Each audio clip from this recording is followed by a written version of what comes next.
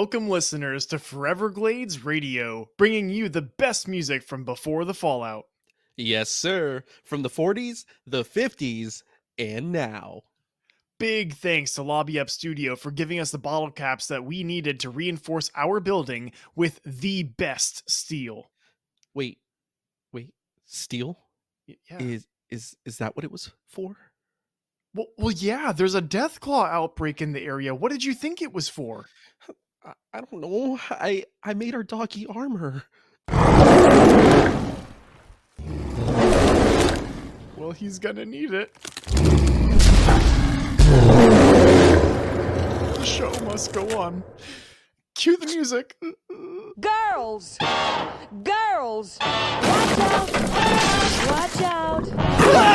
Oh my god! It's getting further. Oh my god!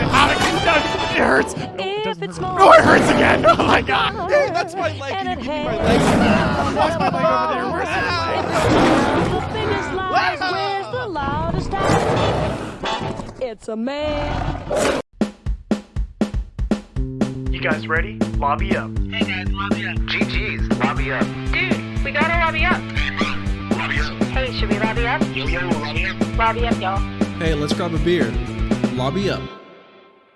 Welcome back, everybody, to Lobby Up. It has been a while. We are back from our little mini vacay, and we are happy to be here to present to you guys our Fallout 4 episode. Yes, it is good to be back, my friend. Yes, and don't you worry, for you Fallout loyalists and you Fallout 4 haters, we will get to the other Fallout games. We're going to do Fallout 3 in the future. We're going to do New Vegas. And if we decide to be masochists, we can go and do Fallout 76 as well. Ugh. So there will be more Fallout content in the future. Yeah, man. But today we're going to be looking back on Fallout 4, kind of not just on the game itself, but it's a special game for Lewis and I because it was a very different time in our life. We were both in college at the time. None of the big adult responsibilities going on. For sure, man. I do look at Fallout 4 incredibly fondly. And unlike most games, I look back because of the time frame, the time era that we were in. At the time, being college students, like you said, it was a time of Taco Bell and beer and Fallout every single weekend. And it really brought us, I feel, closer together as friends. We were already best friends at the time. Right. But I feel that game really allowed us to really mesh, Yeah, absolutely. Dude, I always, when I think about that, I think about the times that we would spend at your place. And I literally, at this point in our lives, I had a key to your place. That's how often we were hanging out on the weekends. Johnny Lay would be chilling and we'd just be playing Fallout, and we would take turns on your Xbox logging in on Xbox Live so we could progress our account a little bit further. But an hour in Fallout is like a drop in the bucket. Dude, you would be like, oh, it's my turn, and I'm like, the hell it's not. No, I'm not. And I look at the time, I'm like, oh crap, it's been an hour and 15 minutes. I'm like, I actually let you go over. But dude, Fallout 4, like I said, it does have that little reputation of being like either you love it or you hate it. But there is no denying that at the time that it was announced during E3 2015, bro, the crowd went wild. Yeah, this is a really special announcement in my opinion, because in today's day and age, you know about an announcement months or even years in advance. You're like, oh, this is slotted for Q3 of 2028, and I can't wait for that day. But it's like, this had no build up. This had no anticipation. Bethesda just kept it totally under wraps and dropped it at E3 in 2015 in June of that year, and then released the game 5 months later. That's almost like unheard of nowadays. No, that is unheard of. I mean, I'm looking at you, Elder Scrolls 6 being announced in 2018. Dude, yeah. And like, if I remember correctly, Todd, when he announced it, was saying that it was just supposed to release after their most imminent games, Fallout 76 and Starfield, which in an announcement in that year probably sounded like it was only a few years off. Yeah, and I believe Starfield was delayed after that announcement. So it's been pushed back so many times, and now with the Xbox Microsoft acquisition of Bethesda, we don't even know what's going on, a release date, is it even going to be an exclusive, is it not?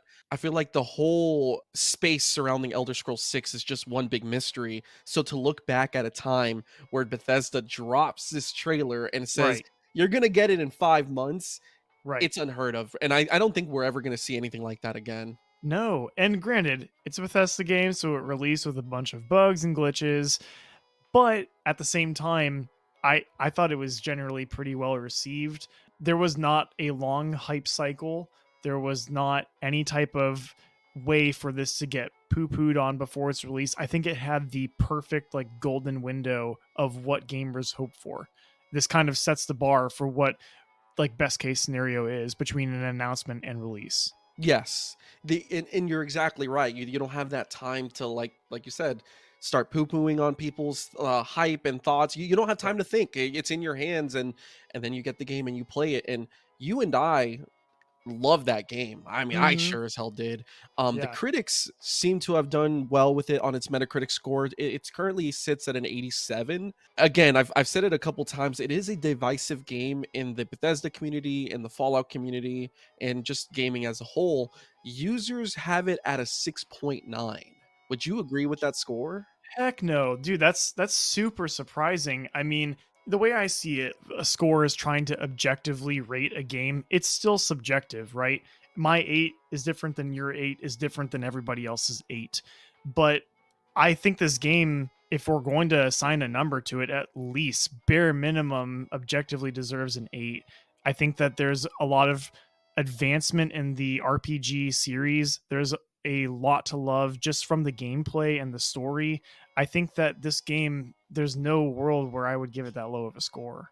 Yeah, 6.9 is too low. And that's even with some of the quirks that you run into, which we'll definitely get into a little bit later in the episode. But glitches, quirks and all, 6.9 to me is just a little too low. I could see I could see somebody's argument with it being a 7. I could. But I'm on the camp that it deserves an 8 for sure. And again, as we talk about it more, I will definitely gladly elaborate on why. Yeah, and it's worth mentioning Metacritic, the user score gets skewed by these people who drop 0 out of 10s on games, and it's like, dude, you can't give a game, you literally can't give a game a 0 because that means it's like not a game. Like, Yeah, it doesn't exist. yeah, I think that the like even a 1 out of 10, that's more of when I think of that Gollum game that came out last year, Oh, like something that's just a Jesus. buggy mess, not literally not a fun game, not really even true to the story, and just an all-around mess from launch to the whole experience. Even that game literally doesn't deserve a 0. Yeah, So it was shipped out. You can put it in your gaming console or download it on your PC. And the fact that it turns on and there's a menu that you can click through, it it now doesn't has a deserve a 1. 0. It now Yeah. has a 1. Right. It's like, what was that old saying where like if you take the SAT, you get 300 points for putting your name on the paper. Yeah, That's kind literally of the that. same concept here. It's like you get a 1 out of 10 game by being an actual physical game that works. And exactly. So a 0, and you're right. I didn't even think about that. Having a 0 on there, it definitely is people that don't understand. Like they just want to hate on the Right. game. And granted, hate on it all you want, but like if you're gonna assign it an actual score, let's have a little bit of nuance here. Because like you Right. said, they put their name on the paper. That should be enough. Yeah, exactly. But speaking of, the highs and lows of Fallout, it seems to be the consensus that the greatest Fallout game ever made actually is not Fallout 4, according to the community. Fallout New Vegas seems to have the crown as the best Fallout game in the series, and I did have the pleasure of playing it back in oh gosh, like 2008, 2000. I don't even know. Time is becoming just a void now because I don't know what's going What on in year terms is of it? time. Yeah, What's my what age year is again? it? But I actually played it around the time of release, and I loved that game so much. I put just as many hours into Fallout New Vegas as I did for Fallout 4. And I'll be honest, I don't think it's as clear cut as people make it. Like, there's plenty and plenty to love for Fallout New Vegas, but I can say the same for Fallout 4. There's Yeah. plenty to love there. Oh, absolutely. And I mean, it's clear that those games are loved by the community. And so it's one of those things where you set the bar high, right? And it's such a double-edged sword because you create this masterpiece of a game and then it's like, okay, well then how do we at least keep the quality up? You can't create the same thing and it be of the same quality when it's 10 years later and you have advancements in technology, advancements and all these things. You're expected by the community to actually outdo it, which is, if you think about it, kind of crazy because if you create a masterpiece game, how do you take the same formula and redo it in a creative way to where it makes sense? There's very few series that can do that well. Off the top of my head, a good example would be the Zelda series. You have a Yes. masterpiece like Ocarina of Time that still stands the test of time today because it was so good. But then you turn around and you're like, okay, well, now open world games are a thing. That's why they've shifted in the way that they have in the past two iterations. The same thing has to be expected in the Fallout series, but like we're saying here, it's very difficult to do because even if you start to venture into that, the nostalgia glasses are strong. Yeah, yeah. People have a hard time seeing past what they loved so much in the other iterations that they can't accept the new as a good thing. They accept it as bad. So I think that potentially could be where a lot of this is coming from between New Vegas and Fallout 4. Yeah, and a lot of the criticisms for Fallout 4 is people were feeling that it was a less RPG like, and Fallout New Vegas had more RPG qualities to it. But you and I have had this discussion off the mic, off out of the studio. It's really getting hard to define and completely have like a solid definition of what an RPG even is at this Right. point. Like Right. I could bear gun to head. Someone tells me to define RPG, I'll be like, I don't Pull know. the trigger. Like I don't know what, is it an action RPG? Is it Open world. I mean, there's like traditional RPG. thank you. There's everything that like you would want to say is in an RPG in games that are genuinely classified as RPG, they don't always have those elements. So it's not becoming as cut and dry as it once was. I think that like a very easy example of like RPGs is like Final Fantasy, things that you're going to have that individual level progression. You can progress your character without progressing the story. And the story doesn't take place unless your character goes and interacts with that environment.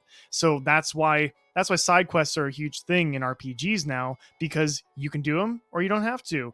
And you could be missing out on one of the best stories in the game if you don't do it. And it's not even the main story. Yes, and that's very true for Fallout 4 and heck, New Vegas and even Fallout 3. But we're now living in a day and age where Microsoft now owns Bethesda and Obsidian Studios, who made Fallout New Vegas. Bro, people are like clamoring for a Fallout New Vegas 2. That's how much that game is beloved in this community. Yeah. Admittedly, bro, I actually haven't even played New Vegas. Fallout 4, even more admittedly, was my first open world RPG.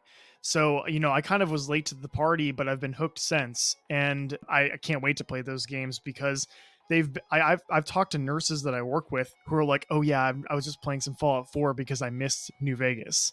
And so, I mean, like, it's clearly a loved game, and it's got to be one of those ones that's stood the test of time. Going back to the Zelda example that you had, they could definitely do that with New Vegas. Like, so I can imagine like during the time of Ocarina of Time, and then we got Majora's Mask, and it's literally the same mechanics, just a little bit of extra polish in a different world, but it was still basically an Ocarina of Time like clone in terms of the engine. So like if you got Fallout New Vegas 1, upgraded the graphics and just expanded what New Vegas is, or gave us like nearby, I don't know what you call them, like territories, that would be enough for a lot of people. Like Yeah. that would please a lot of people. Like, don't change the core of Fallout New Vegas, just give us an extension of it, and I think that would go a long way. But ultimately, we'll definitely talk more in regards to New Vegas in the future. I would love for you to play it. We can play it together. I don't mind doing a run through of it. But now it's time to get into the nitty gritty and get into Fallout 4. Yes, dude. Okay, so getting right into it, I would have to say one of the topics that I really want us to talk about so much is something that we constantly in our friendship are always referring to. and that is Diamond City Radio. Obviously, we Dude, made it part yes. of our intro to this episode. It's a huge part of things that we just reference on the daily. Yes. And to be honest, you and I, again, we're nurses and we're very versatile in our field, but I would say we have spent more time working with the elderly than any other group Yeah, so far, and that's including our days as nursing aides. yeah, And for me, that's including days that I was volunteering in high school at the elderly home. yeah. So like, Hashtag baby boomers. Thanks for my job. yes, thank you. Keep on aging, baby.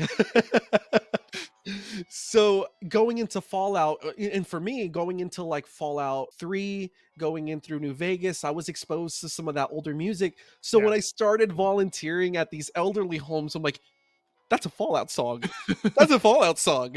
And then just it kept going all the way through Fallout 4. And here we are, both of us are 30, and we're still like hearing it in our daily lives. Yeah, dude. I mean, it pops up just in the most random ways, just random places. So, we actually, my wife and I, we were spending some time with her family recently, and her dad is into some older movies, and he really, really, really wanted all of us to sit down as a family and watch The Court Jester.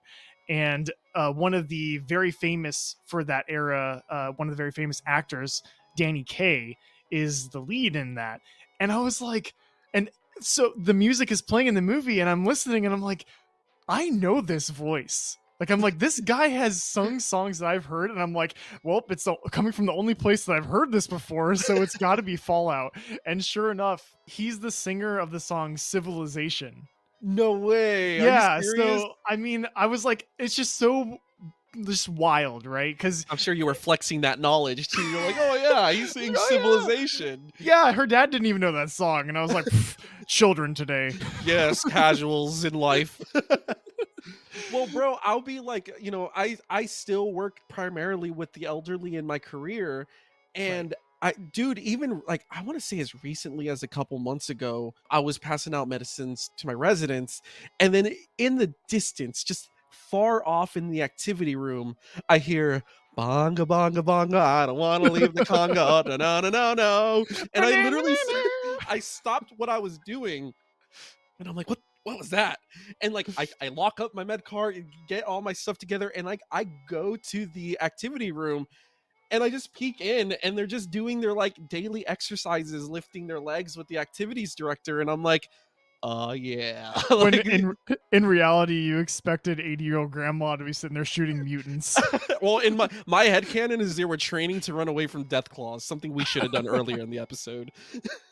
That's awesome, dude. But yeah, I mean, just it was a nice tension cut as well because you're going through this wasteland of scary monsters and you're scavenging through broken down houses. You're going through something that's like totally bleak and dark and sad and even disturbing on some scales, and then you're just hearing bonga bonga bonga I don't want to be a dog I don't want to know and or just like all the silly songs that go with it.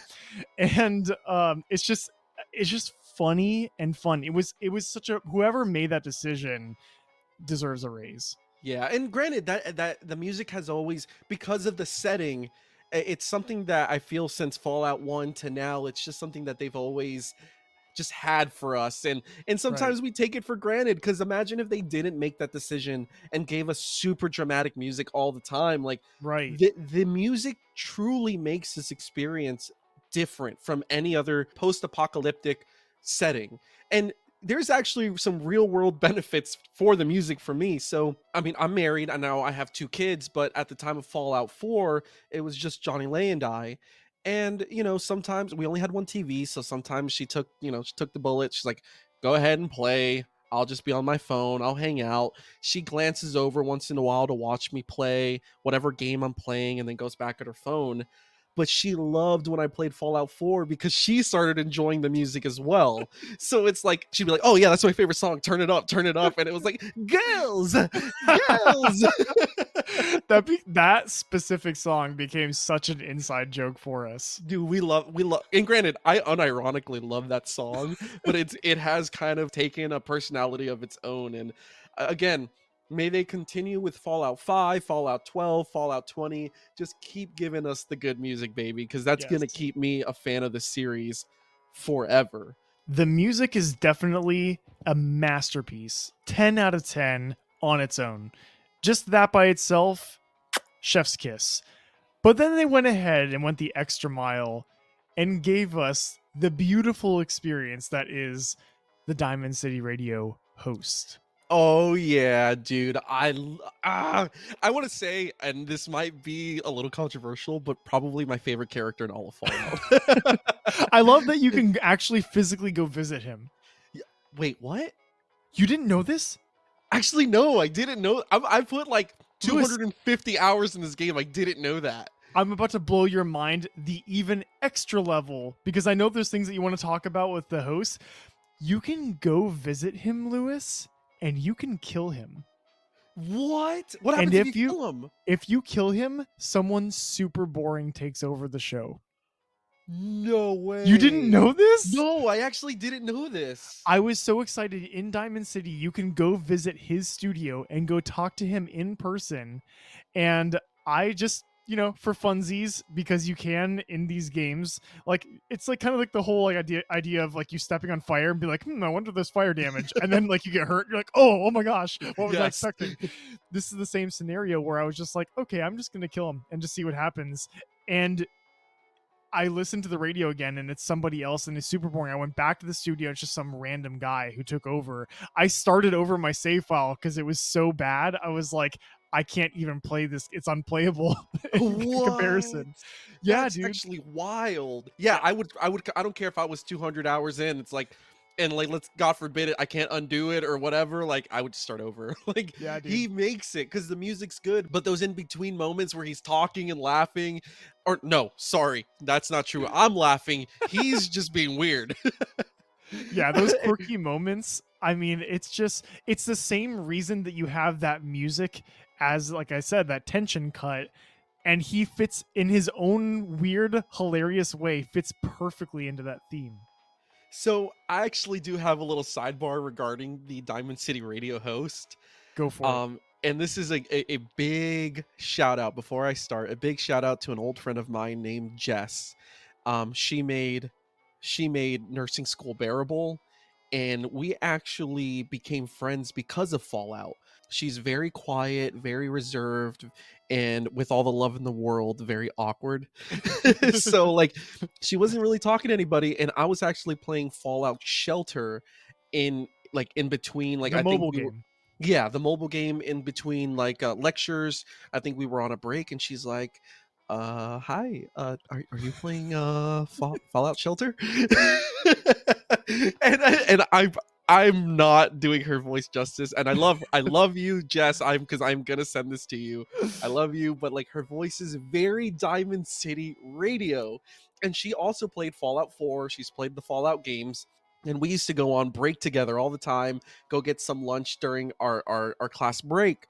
And one day I just told her, I'm like, Jess, I'm like, I love you, but you really sound like the Diamond City Radio host. And she's like, no, I don't. And I'm like, you do, and I love it even more. But you do. So Jess, being the biggest MVP in the world, on my birthday that year, she gave me a call, and she's like, this is Diamond City Radio, and I'm Jess. And I was like, yes! And she's like, playing the best music in the Commonwealth.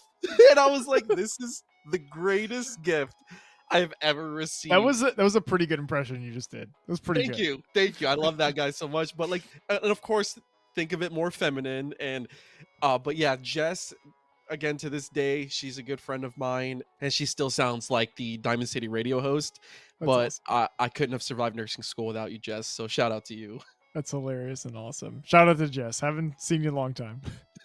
Obviously, we talked a lot surrounding the game, getting into all the music and stuff, but the game itself, bro, I know that a lot of people in the reception side of things, they kind of critiqued it, like you said earlier, about like the loss of RPG elements, but I have to disagree. I think that this game really just nails what you want to see in an open world RPG.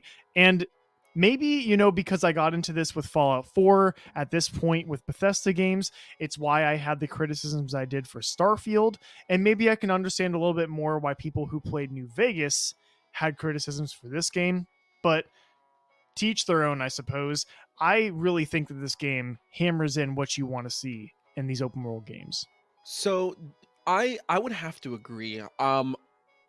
Yes, there are some RPG elements in New Vegas that are a little bit more, what's the word I'm looking for? I think like it's a little bit more fleshed out. Sure. But I wouldn't say that Fallout 4 was neutered or anything. I love all the different skills that you can get. Some are more useful than others. I put skill points into breathing underwater for no reason. There's no reason to breathe underwater in there, but I did it. I did put some points into getting health when I get in the water though, so that was really useful. That's helpful. Yeah. But the crafting was there, the character building was there, the leveling system was there. So I think to its bare bones, it was RPG enough for me that I didn't really care to compare it to New Vegas. I did also feel that New Vegas being with a different developer, by the time I played Bethesda's Fallout 4, like I kind of went in understanding that it wouldn't be like New Vegas. And some people just couldn't look past that.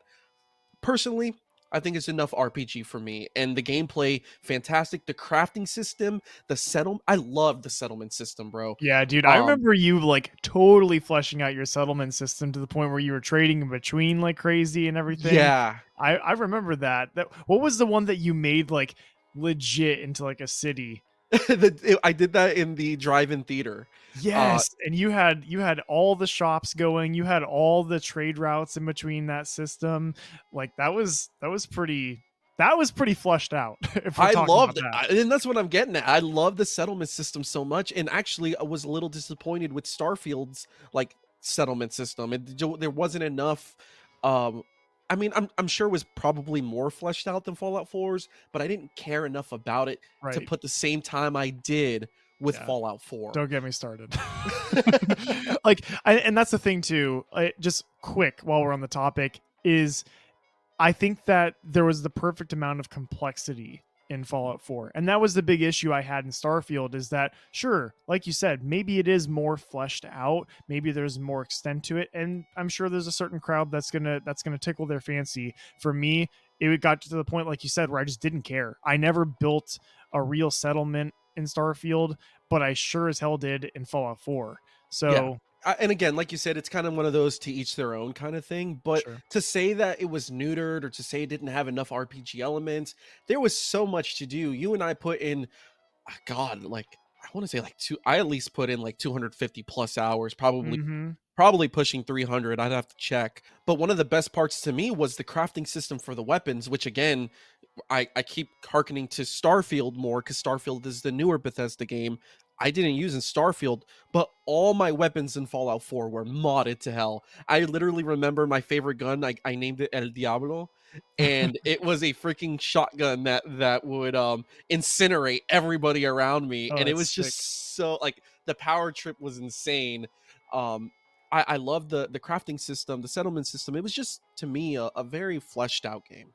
Right. And so, talking about how much they put into things, I think that you see that level of love and depth in a game when you think of a game and you don't just think about the gameplay, which was fun, but you think about the characters, you think about the designs. I still to this day, like more than I should, I really, really want to drink every single type of Nuka-Cola. Like I probably taste the same as Coke in real life if we're being honest, but I want the rocket bottle. Like I want it. I want it, and it's just, and it's silly things like, I remember in my settlement, I was collecting those space monkeys. You can find them at random points throughout the Yes, I game. remember those. And I just had like a stack of them in a corner in my main settlement, and things like that, like little things that you only get when somebody's putting that level of love into a game.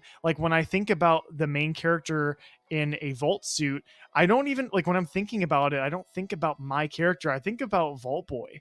Like I think about that character because even though you have literally no interaction, there's there's no dialogue really from this character, he's still lovable and just has like this funny sense about it. And again, that level of nuance only happens when you put this level of care and just have that expertise as a developer. Yeah, and that shined very well in Fallout 4. The amount of story that's buried in the Commonwealth that builds on the lore is insane. Yeah. And again, probably last time I'll harken back to Starfield for this episode.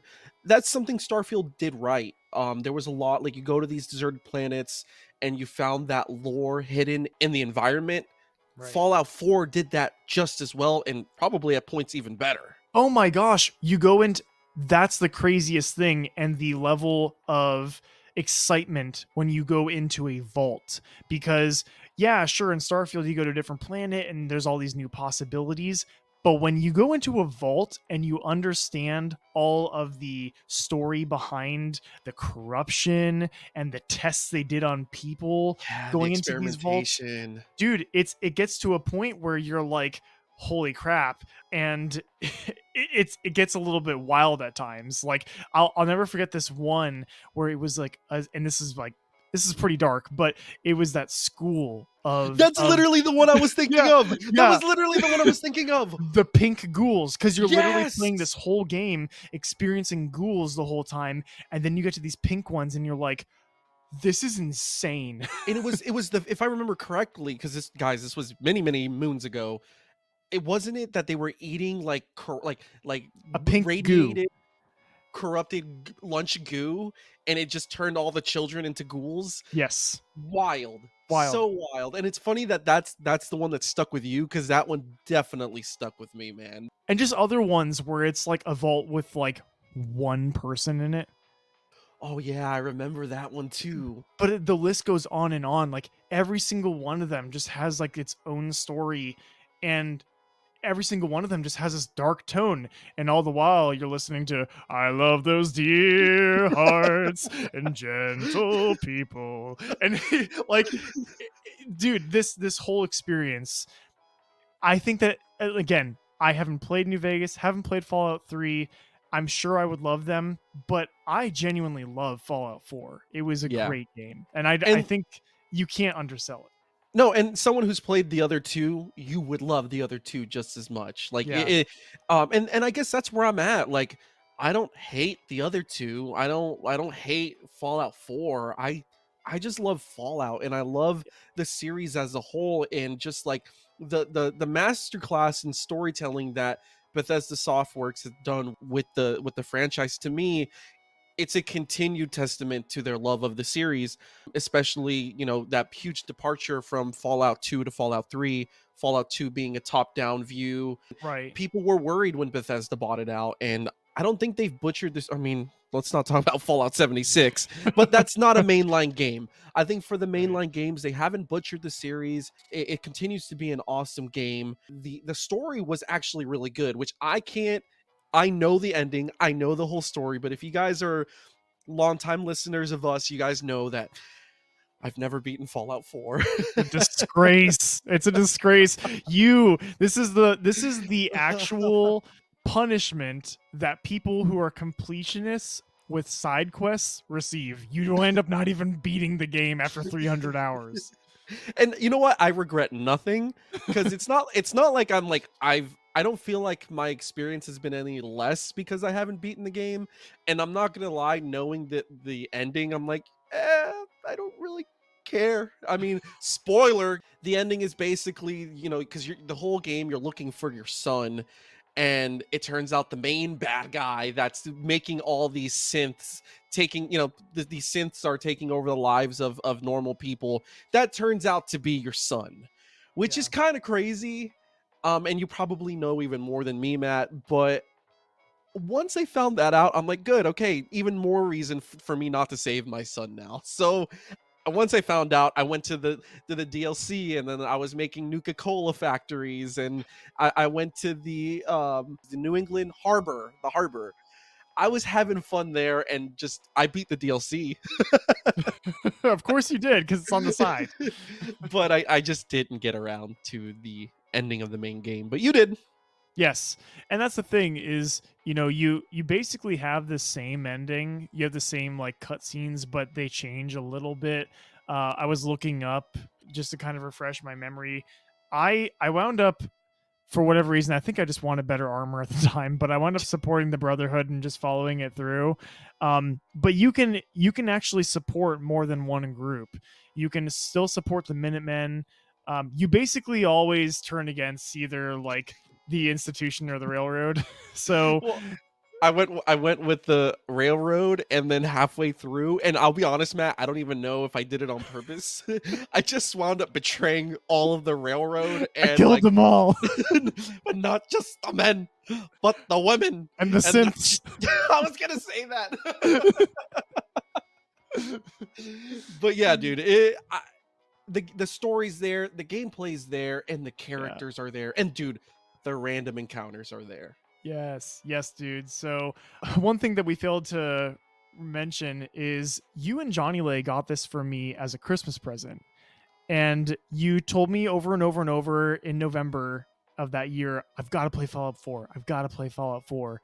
And I was like, yeah, I'll get to it eventually. I was finishing up my semester. It's my first semester of my senior year of college. So I was just doing other things. And so winter break rolls around and you're like, Matt, you literally have time off. Go get it. And I was like, yeah, I'll get it eventually. And then I went home to see my mom and you guys had dropped off the game with her and you were like, we bought it for you. You better go play it. And I was like, fine. And then I remember like going back and loading it up and I didn't play it for like a week still. And you were like, it was near New Year's Eve. And you're like, so how is it? Are you liking it? I was like, I haven't played it yet. And you're like, Matt, if you don't stop what you're doing and go play this game right now, I'm going to lose my mind. And Sounds like so, me. yeah.